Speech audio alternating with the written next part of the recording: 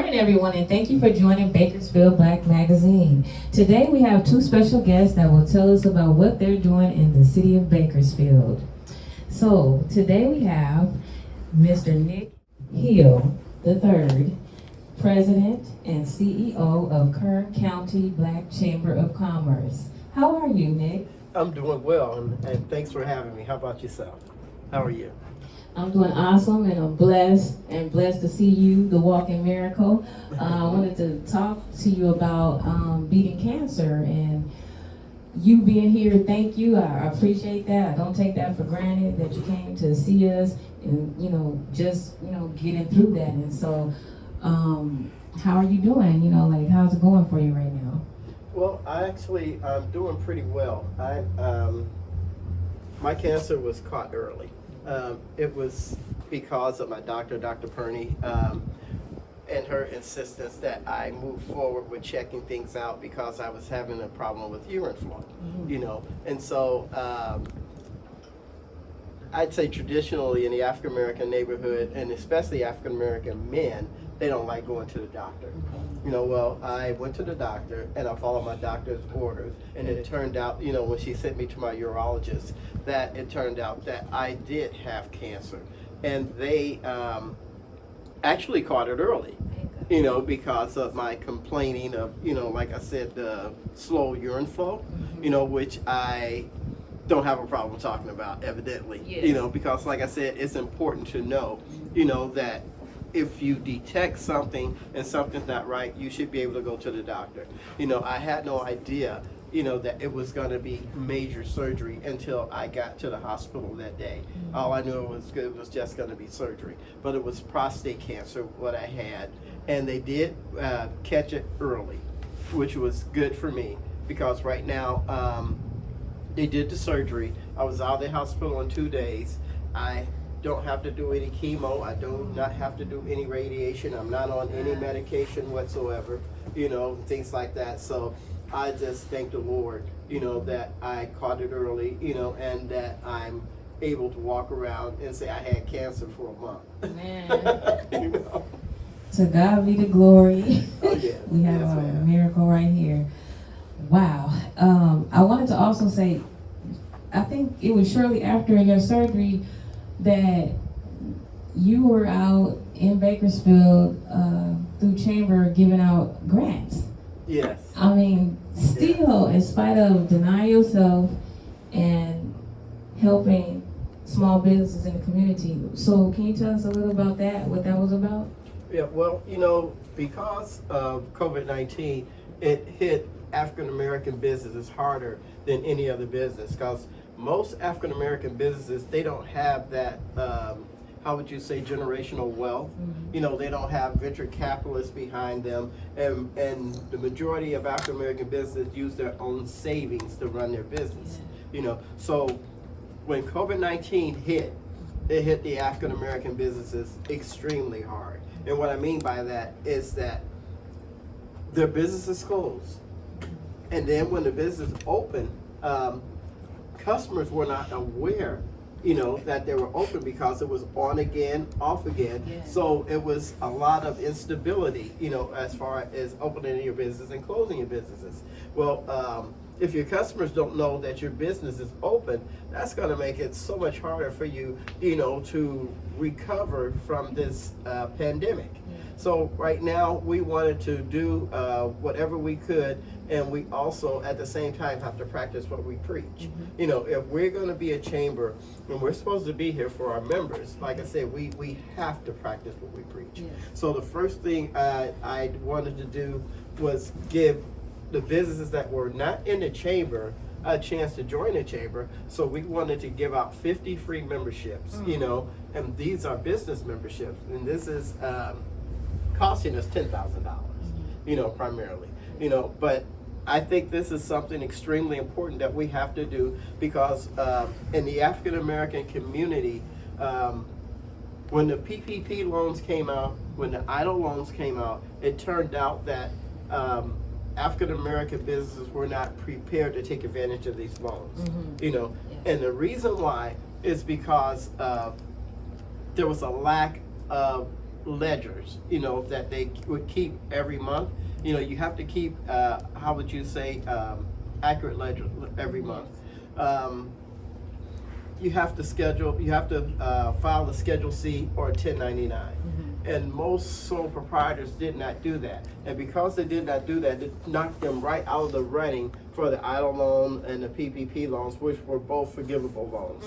Then when the county came along, with their version of the loan, then I was very particular about asking specific questions about the African American entrepreneur, about the sole proprietor, and would they be able to take advantage of this loan? Yes. They said yes. Turns out when the loans did come out, most African American businesses were not eligible for these loans either. But now you have the city that has the City Cares. With this is a grant. It's just a 2-page application. If you are a sole proprietor, you have to have your 2018 and 2019 taxes, done. And it's just a little 2-page application. Yes. And like if you're like between 1 to 5 employees, you get a $5,000 grant. If you're like 6 to 11, you get $10,000. If you're like 11 or 12 to 25, it's $15,000. And this is free money. Right now, they don't have enough people that's actually applying for this grant because they've got $2 million to give out. To date, they've only given out $175,000. So they've got a lot of room to grow, and you've got a lot of opportunity for a lot of businesses. Not only African American businesses, but all businesses. Your business, and everybody in here, everybody's business can benefit from that. Yes. And so it's important that when these opportunities come around, that we take advantage of this. And if you're a member of our chamber, then we keep you abreast on anything that's coming down the pike as far as loans, forgivable loans, grants, or if there's workshops, programs that you need to improve your businesses. And like I said, as far as financial literacy, everybody's doing financial literacy, but we need to take that a step further and make sure, that they're keeping accurate ledgers, that they are doing their Schedule C or their 1099 at the end of the year. So you can be eligible for some of these grants that's coming down the pipe. So with that being said, I thank you for giving me the opportunity, to bring these points out, because these are important points that we need to take advantage of, that we've just never been, I won't say been able to do, but we're not disciplined enough to keep these accurate records. I thank you for that, because that was a great mystery to a lot of us sole proprietors, small businesses who didn't get those grants. So that's like giving us a detailed understanding of what actually happened. And I think being that happened on more than one occasion, that people are not applying for the grants because they think the same thing's going to happen, that they're not going to get the grant. And so what we will do is we'll leave a link to the end of this video in the description for you guys to click and apply. It's as simple as he said.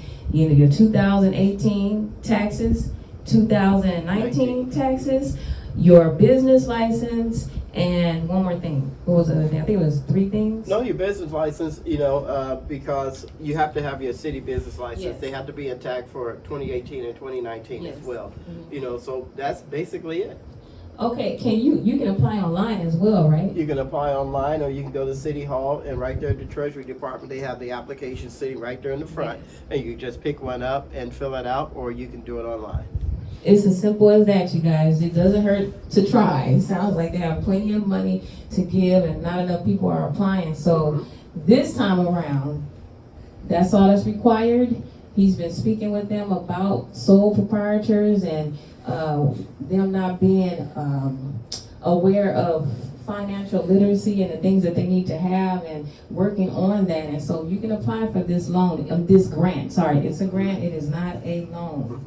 Thank you, Nick, so much for that. I understand that there's a new board, there are new changes coming, and a new location. So you want to tell us about that?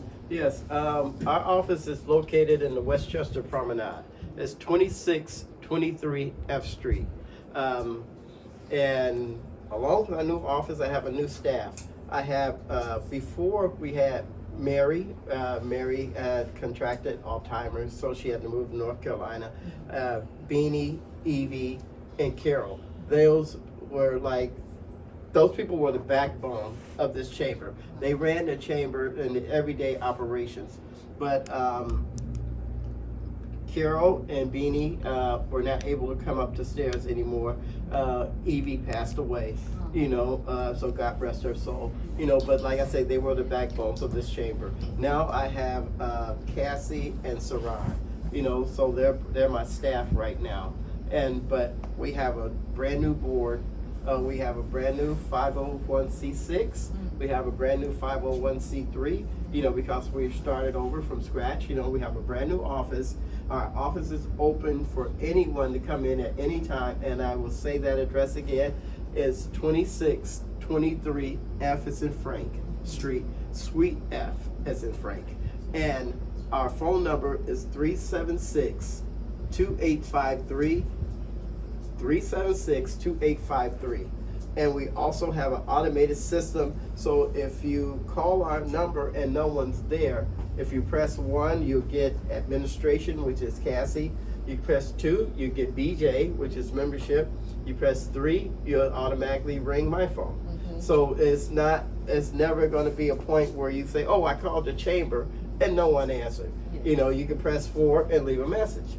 And that message will come to my phone as well.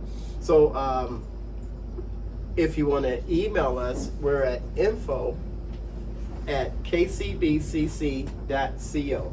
info@kcbcc.co. And our webpage is kcbcc.co. So there's ample ways to get in contact with us. But like I said, I don't know if I mentioned it, but we're also giving out the 50 free memberships, So, and that's to make sure that everyone that did not have the opportunity to come in and get that information, we want them in the loop so they can get any and all information that's coming up, including yourself. Well, that's awesome. I will be applying. Thank you. I also wanted to talk about the new program that you guys had. We have, the first one was about you being on the board, the advisory board for the California High Speed Rail. Yes. Okay. I wanted you to tell us about that because there were two things. SB1. Okay. We're going to talk about that. Let's start with the BAC. The BAC is the Business Advisory Council for the California High Speed Rail in Sacramento, down at the Capitol. We've had Aubrey Stone. He was the president of the California State Chamber, and we have Marvin Dean. He was the president of the Kern Minority Contractors Association. So I've been on that Business Advisory Council going into 4 years now. And because Aubrey Stone and Marvin Dean was there, I was always quiet. Now that Aubrey Stone and Marvin Dean have passed, now I become their worst nightmare. Uh-oh. And what I mean by that is I introduce items, on the agenda that would benefit African American businesses. Meaning, so I want to know, why can't we be put on a level playing field with everyone else? Right. Because like I said, I've sent a letter to the Business Advisory Council, actually to the Board of Directors of the California High Speed Rail maybe a month ago. And in that, I described systemic racism as far as contracting is concerned. Because like, if they've got the CBA is the Community Benefits Program, Community Benefits Agreement. And they're supposed to go into the disadvantaged and underserved areas and train people to work on these California high-speed rail projects. And it's with the same thing as with SB1. SB1 is the transportation bill.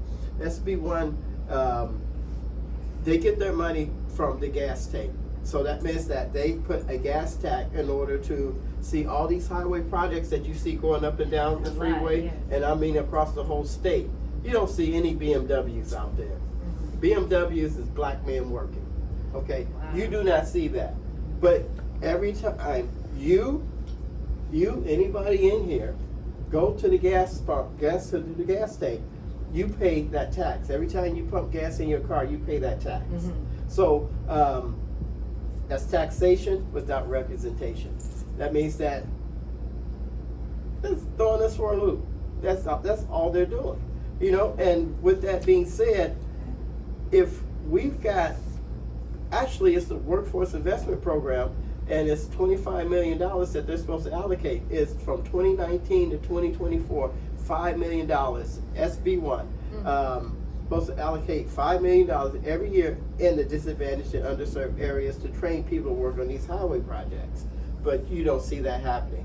But until we come up and we sit down in a room, and I'm saying our African American people that's supposed to be working on these projects, you know, that's supposed to be representing everyone else here, until we sit down and we figure out what is it that we want, we figure out what our ask is, you know, because right now we don't know what our ask is, because, you know, we've got so many different organizations that's doing so many different things, you know. And so with that being said, they're able to keep us going in this proverbial circle, and it's never going to be into it. But until we sit down and I don't care, like I said, that we have to sit down for 2 or 3 hours and we have to argue and scream at each other until we come out with a solution, and maybe 2 or 3 targeted things that we want to address with the powers that be, then that's when we'll start seeing some results. Right. You know, but until we do that,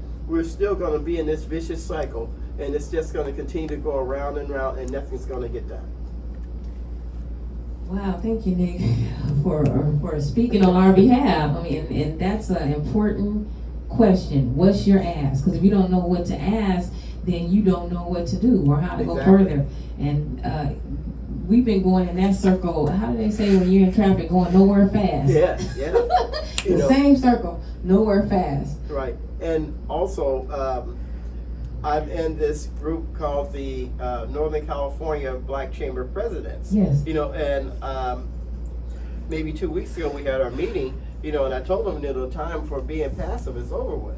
You know, we need to get more aggressive in our ask, you know, things like that. They asked me to take the lead on this, so I'm going to take the lead on this, but it's going to be all of the Black Chamber Presidents that's on the sheet, that when we go to the high-speed rail, everyone's going to be represented in our ask this time. You know, I had a conversation with the state chamber president, Jay King, this morning. We talked for like maybe an hour, you know, before I got here this morning. Wow, okay. You know, and there's a lot of other things that we're going to be targeting as far as opportunities. He's already contacted Caltrans and the other things like that, because there's money out there. You know, we've got SBE, and that's the small business enterprise here, well, for people that work, well, not work, but do business with the state of California. Well, it's less than 0.5% of African Americans certified to do business with the state of California.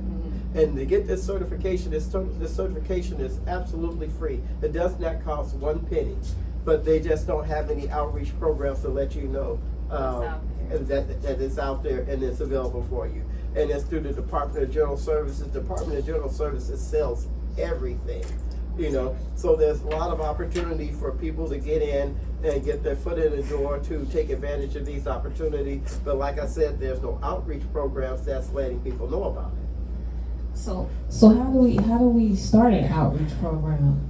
Well, through your chamber.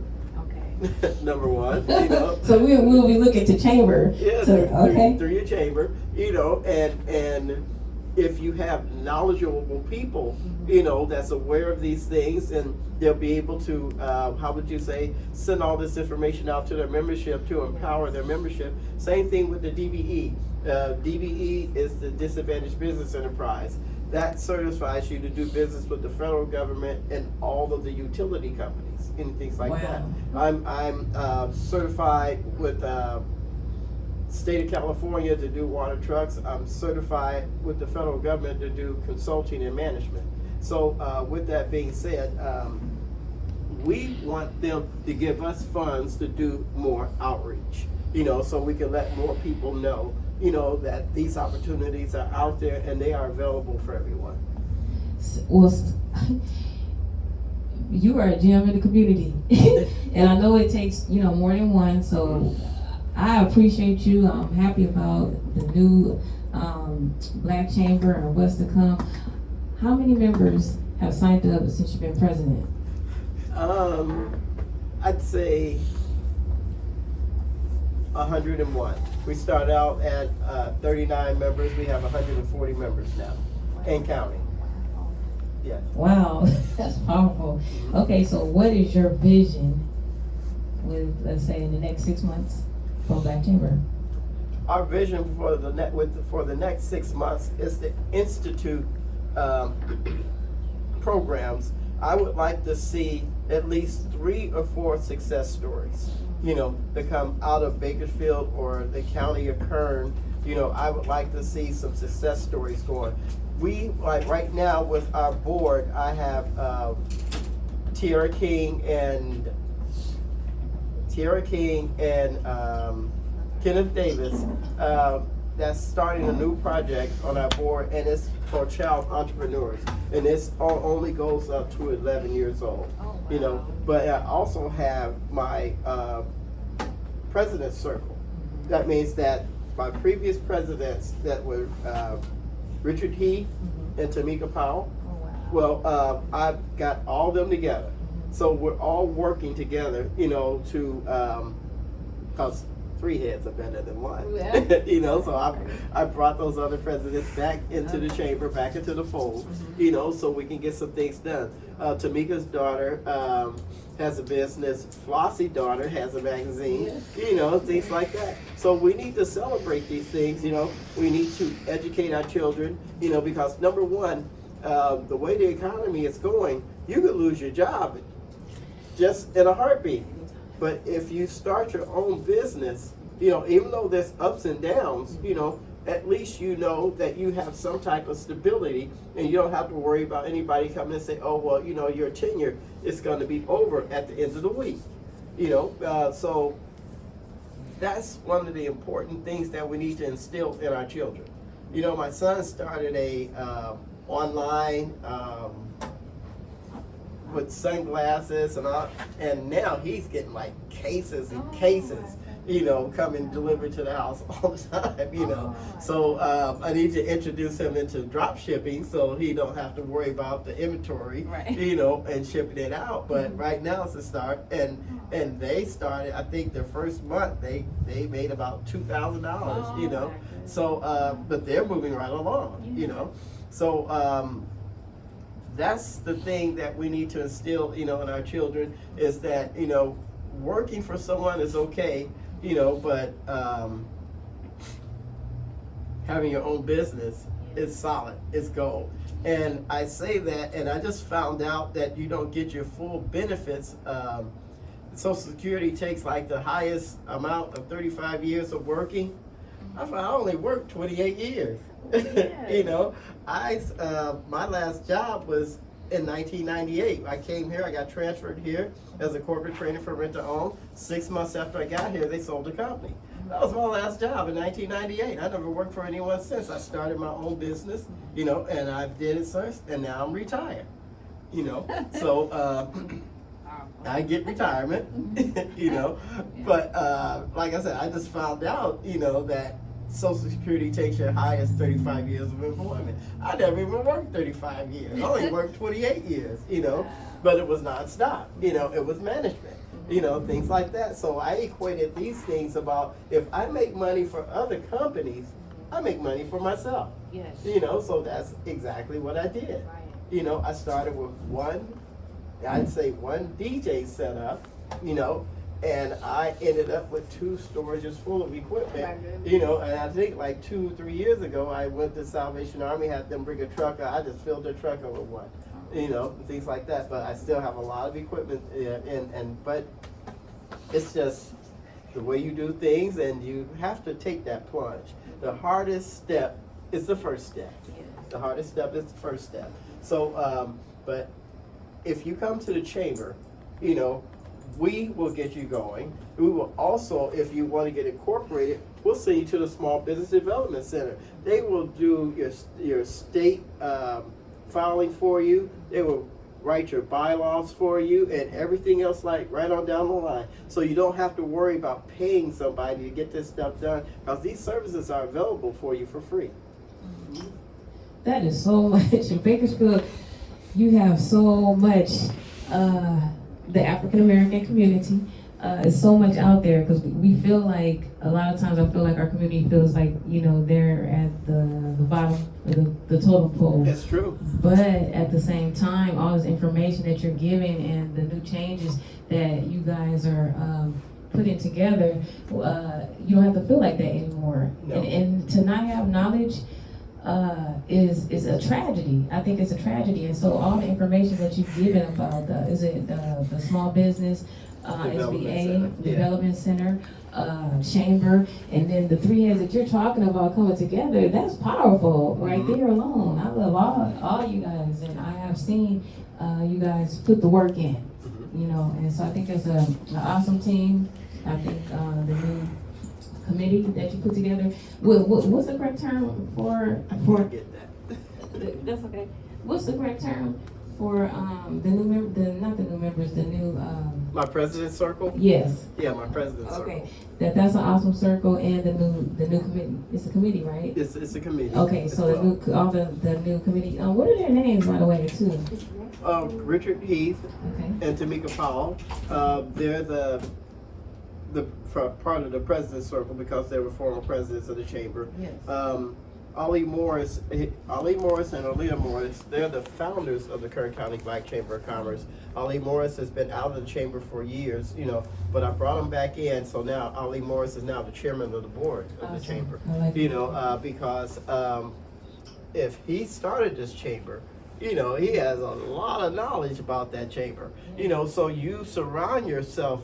You don't have to know everything about it. You just surround yourself with people, knowledgeable people in different aspects of life and experiences. Yes. You know, and therefore, you know, you don't have to work hard. And what I mean, you work smart.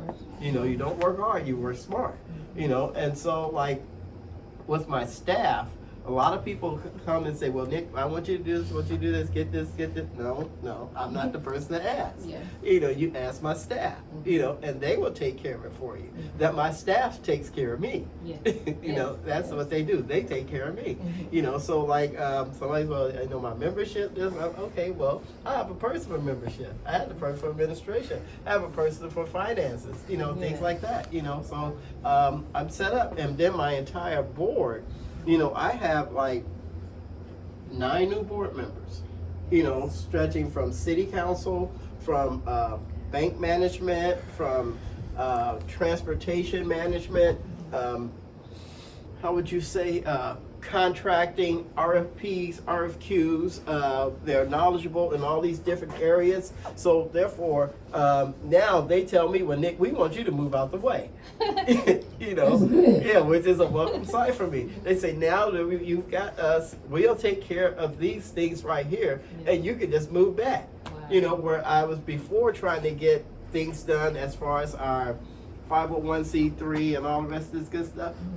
No, they automatically taking care of it for me. Wow. You know, and we, like I said, we have a new 501c3, we have a new 501c6, and my board took care of it for me. Wow. You know, so with that being said, you know, everyone has specific duties. Yeah. Everyone has specific responsibilities, and within my board, we have a lot of different committees, you know, that they're doing, ad hoc committees, workshop programs, entertainment, you name it, junior chamber, young entrepreneurs, you know, all these things that we're going to be instituting, you know, to make our chamber that much stronger and make people have a reason to walk in the door. That is a powerhouse, and the upcoming things that you have for the youth is so needed. I'm so excited about that, what you're doing with the youth, because I always say that the youth oftentimes is the example that's before them, and the ones that don't have the example before them, you know, now they have, and not only an example before them, but they'll have programs you know, to enrich them with the knowledge that they need, even financial literacy. That's right. Learn it young. And even the children that comes in may give us some ideas about that. Yeah. You know, It's even new like with the generation. STEM program, you know, and other things like that. Like when I need additional programming on my phone, my daughter, Yes. you know, They they know. take care of this for me. You know, they And just they do can that do it like, in no time. like your daughter, you know, is doing this right now. You know, and these kids come up, start out like this. Next thing you know, they're a producer in Hollywood somewhere. Exactly. You know, Yes. so you never know where it's going. You never know where it's going to take you. You know, but if you make these connections, you know, and you make statewide connections first, and then you start making nationwide connections after that, you know, you can move people to almost anywhere you want them to be. I'm so excited for Bakersfield. I'm excited for Bakersfield and the Black Chamber and what you're doing. So if someone wanted to be a new member, they just go to the website or they walk in. How would they apply for membership with you guys? They can come in to the office. We'd love for people to come into the office. Our office is open Monday through Friday from 9 to 3. It's staffed every day from 9 to 3. They can come into the office, or they can call, and or they can give us an email, you know, and they can send their information to info@kcbcc.co, and our assistants will promptly send them an application. We prefer for everyone to bring their memberships in, you know, but, you know, if they can't do that, they can always email it back to us. But we'd like to see who we're dealing with. You know, we'd like to introduce ourselves and things like that. But because of COVID-19, we haven't been able to do mixers or anything else like that. But as soon as this is over with, and I think right now it's going to be over with pretty soon, because businesses are coming back, you know, and they're opening up again like that. So I think our first mixer will probably be at the Marriott. Okay. Aw, that's Yeah. gonna be nice. Well. I'm sorry. That's okay. Nick, I'm overwhelmed. Okay, we're gonna cut that part out and add it in. And right now, I still have 25 more free memberships to give out to small businesses. So if you're a small business and you're interested in joining our chamber and you don't have the funds to take care of it, we're gonna pay that membership for you for your first year. Gosh, that's a blessing. Thank you. Did you guys hear that? He said 25 free memberships. Yeah, we're also gonna do another round of stimulus. Like I said, we gave out $500 stimulus checks within our membership. So I'm gonna do another round of stimulus checks pretty soon as well. Wow. Well, for the full interview and more information, check out Mr. Nick Hill, President and CEO of Kern County Black Chamber of Commerce, in this month's Bakersfield Black Magazine issue. Thank you, Nick. It was a pleasure to have you. We'll attach a link to how you get in contact with the Kern County Black Chamber of Commerce. We'll also attach a link to that new grant that you said that's out for the small city of bus- Bakersfield. The city of Bakersfield for small businesses. Thank you guys for watching. We'll talk to you soon.